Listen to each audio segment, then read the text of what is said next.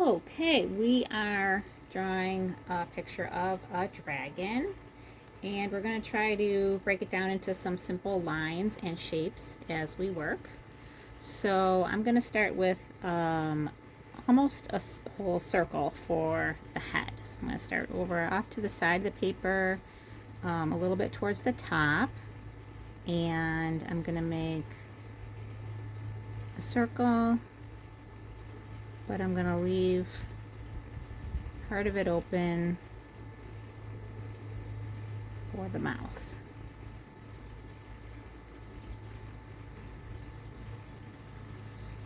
Alright, and I don't have a perfect circle by any means there.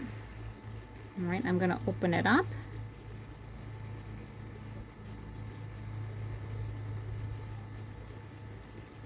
And then I'm going to curve back down.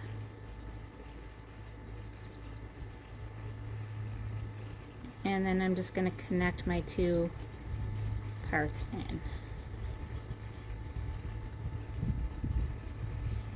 And I'm going to make a little oval here for the nose. Alright, I'm going to continue on with the body here. So I'm going to make two lines for the neck. And then the main part of the body here is going to be like an oval shape. So just continue out and connect back in. And it could really be any shape. You know, it's not going to need to be a perfect oval. Alright, then I'm going to curve up for the tail. And then back down in.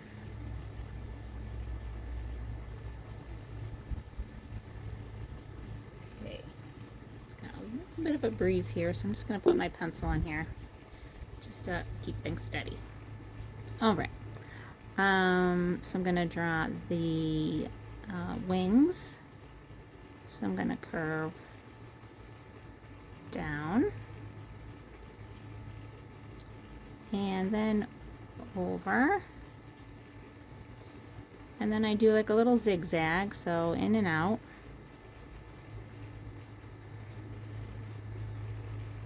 and then I just connect back in to the body. And I'm just gonna follow that same shape over here, just leaving a little bit of space. And so this is going to be the other wing, but we don't get to see all of it because it's on the other side. Okay, and then shape for the legs here. So I'm just going to come out and then over. So that's for this back line here. And I just kind of want to repeat that shape.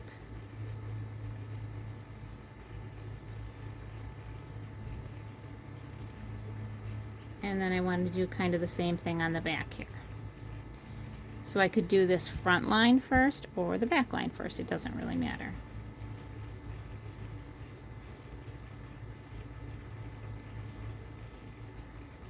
And then just repeat that. Now, when I was originally drawing this, I just made one here, and then I stopped, and then I thought it might look good to have more than the two legs. So I'm just going to make lines coming in and out for the claws. And then I just added a little pointy claw on the back. And then I did the same kind of thing on the legs. So I just tried to kind of repeat that same shape for another leg coming off the back.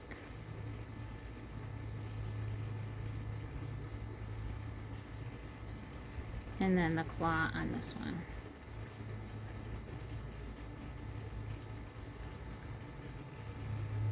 And then one more across the front here.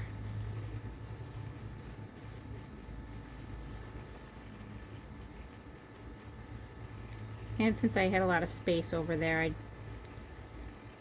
could have room to make this one a little higher.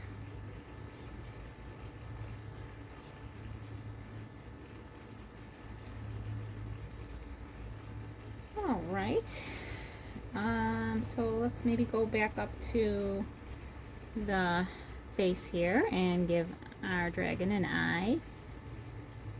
So I just did like a straight line and then a curve underneath and then a little oval or circle inside of that. And then the tongue I just made curving out. And then like in and out, and then connecting that back in. And then we want some teeth.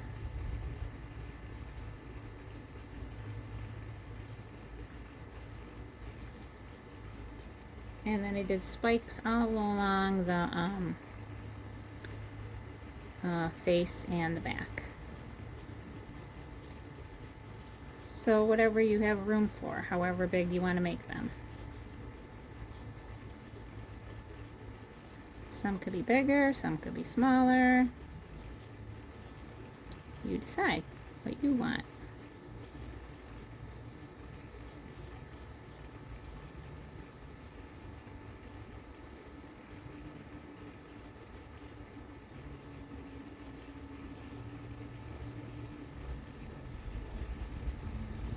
And I did a little triangle on the end of his tail. All right.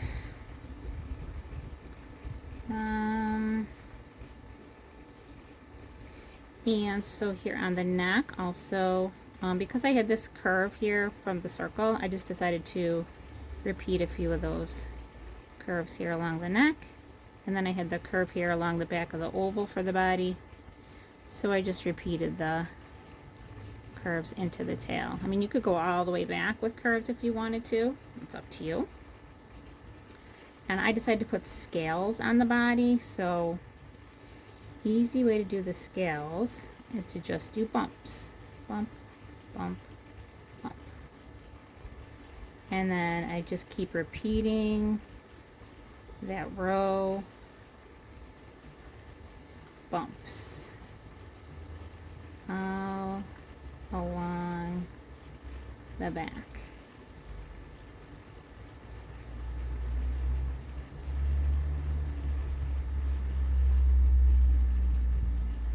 So you could make them bigger or smaller.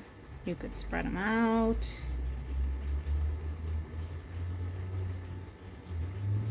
This kind of reminds me of making fish scales. And this was probably the part that took the longest. But it's just a simple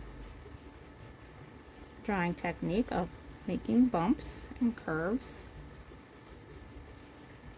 that when you put it all together, it has a cool scaly effect.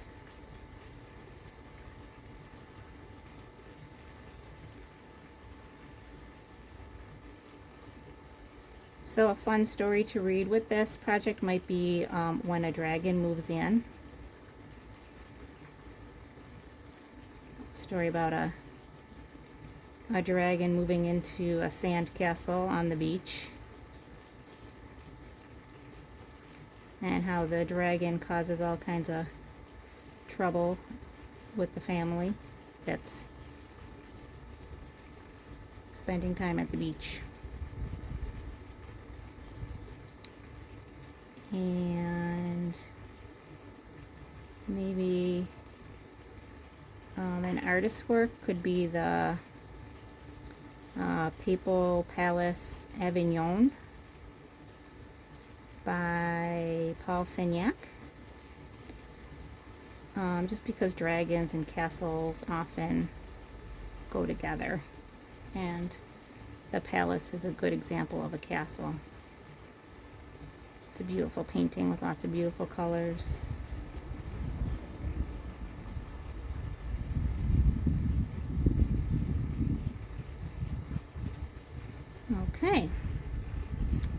And then I also did the scales on the tail.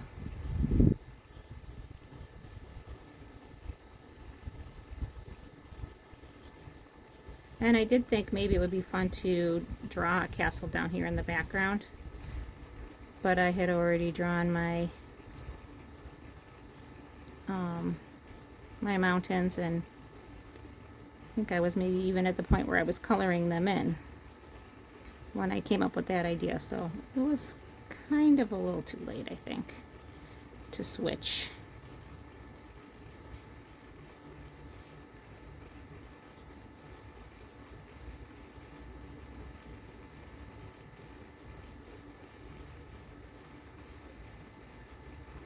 Okay, and so for the background that I have here, I did a row of mountains, and then I put some little snow caps on them. Maybe if I wanted to try to squeeze in a castle, I could do it out here. Try to work from memory of making castles. Make one that's kind of simplified.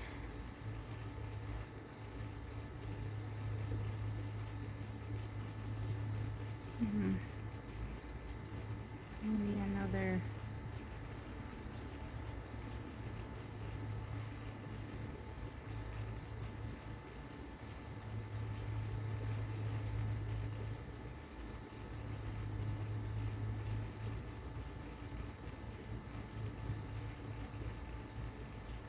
There we go. Cute little castle off in the distance.